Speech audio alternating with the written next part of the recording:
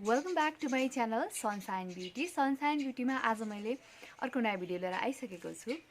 अहिले चाहिँ यो लकडाउनको समयमा चाहिँ हामी बसिरहेका छौँ घरमा। यतिखेर चाहिँ धेरै टाइम पनि हुन्छ र कसरी मेकअप गर्न सकिन्छ, फेसको केयर गर्ने टिप्सहरू के हुन् भनेर हजुरहरूले पनि नेटमा खोजेर गर्नलाई एकदमै धेरै टाइम छ अहिले चाहिँ। त्यसैले आज चाहिँ मैले सिम्पल एउटा नर्मल खालको मेकअप चाहिँ तपाईँहरूसँग सेयर गरेको छु। धेरै भइसक्यो भिडियो लिएर आइरहेको थिइनँ म। आज चाहिँ एउटा सानो भिडियो बनाउँ भनेर लिएर आएको छु।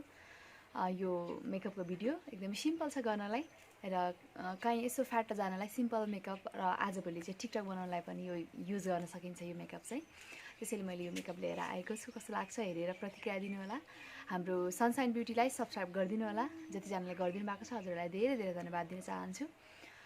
र यो भिडियो चाहिँ मैले आज यो लुक्स चाहिँ कसरी बनाएँ भनेर तपाईँहरूसँग यो भिडियोको क्लिप्स देखाउन गइरहेको छु। ढिला नगरिकन यो भिडियोलाई तपाईँहरू समक्ष देखाउन गइरहेको छु।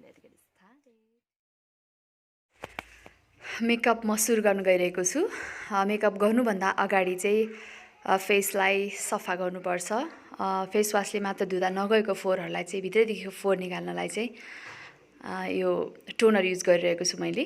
टोनर मसँग बायोटिकको रहेको छ। यसरी टोनरले फेसलाई सफा गर्नुपर्छ। यसले भित्रदेखिको फोहोरलाई निकाल्दिनमा हेल्प गर्छ। हेर्नुस् फोहोर कति धेरै निकाल्छ। मैले सफा गरिसकेको छु। यस पछाडि चाहिँ म सिरम लगाउन गइरहेको छु। सिरम मसँग बायोटिकै रहेको छ। बायोटिक म धेरै युज गर्छु किन भन्दा यसमा केमिकल हुँदैन। यो 100% आयुर्वेदिक भएको हुनाले चाहिँ मलाई मनपर्छ।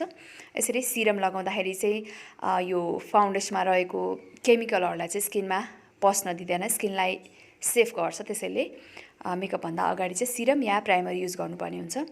र यसपछि फाउन्डेसन लगाउनु गइरहेको छु। फाउन्डेसन म एकदमै थोरै युज गर्छु। फाउन्डेसनलाई यो टी जोनमा ट्याप ट्याप गर्दै लगाउनुपर्छ।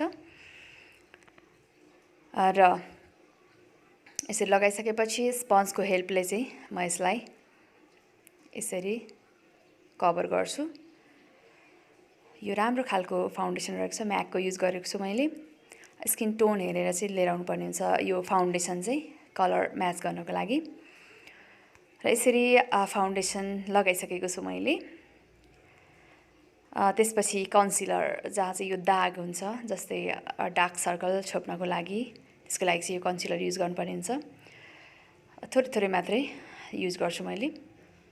र यसरी कन्सिलर लगाइसकेपछि सेम तरिकाले चाहिँ स्पन्जको हेल्पले यसरी कभर गर्नुपर्छ।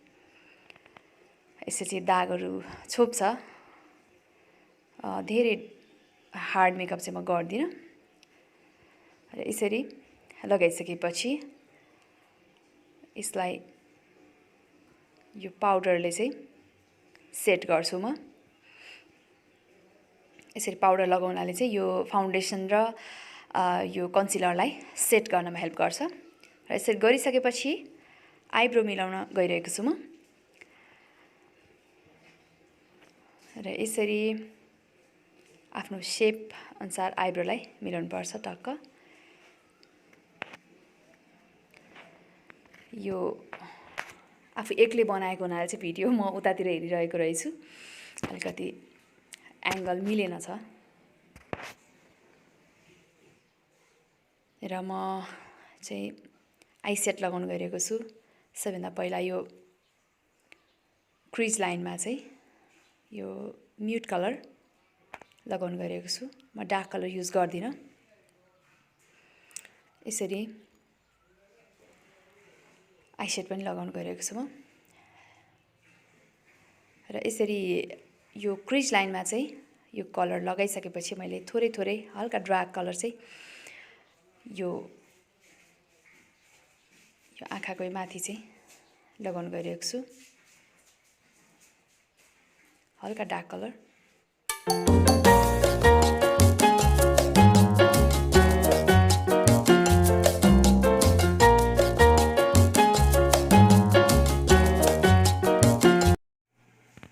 यो लगाइसकेको छु आई स्याडो।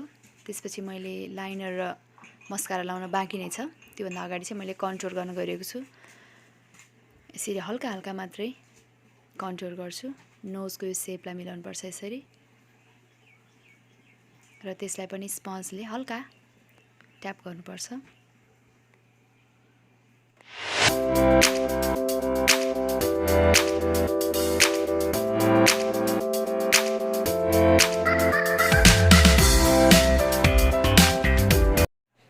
कन्ट्रोल गरिसकेपछि म यो ब्राउन्जर लगाउन गएको छु। ब्राउन्जर यसरी यो भागमा र नोजमा चाहिँ म यो ब्राउन्जर लगाउन गएको छु। यसले ग्लो दिन्छ स्किनलाई, सेप दिन्छ। सो मैले यो ब्राउन्जर लगाइसकेको छु, यसरी ग्लो दिन्छ स्किनलाई। त्यसपछि ब्लस, यो पिङ्क कलरको हल्का हल्का मात्र पिङ्क बनाउनको लागि ब्लस लगाउन गएको छु। थोरै मात्रै, धेरै डार्क पनि राम्रो देख्दैन, सिम्पल मात्रै देखाउनको लागि चाहिँ यो हल्का लगाइसकेँ। अनि त्यसपछि यो लाइनर लगाउन गएको छु। लाइनर पनि मोटो लगाउँदिनँ, मसिनो लगाउँछु, मलाई त्यस्तै मनपर्छ।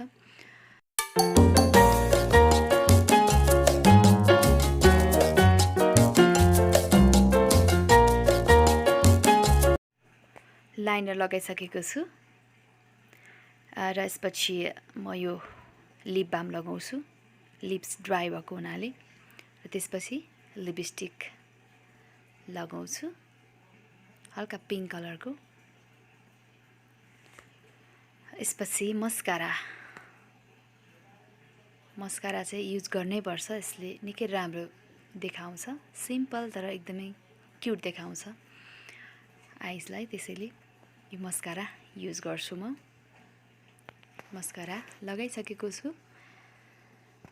यसरी लगाइसकेपछि तल चाहिँ होममेड गाजल थोरै लगाएको छु मैले। त्यसपछि फाइनली मेकअप सकिएको छ। लास्टमा यो स्प्रे लगाउनुपर्छ, स्प्रेले मेकअपलाई सेट गर्छ। यसले बग्न दिँदैन, दिउँसभरि हिँड्नु छ भने पनि यसले सेट गरिदिन्छ। त्यसैले लास्टमा स्प्रे लगाउनुपर्छ। स्प्रे लगाइसकेको छु।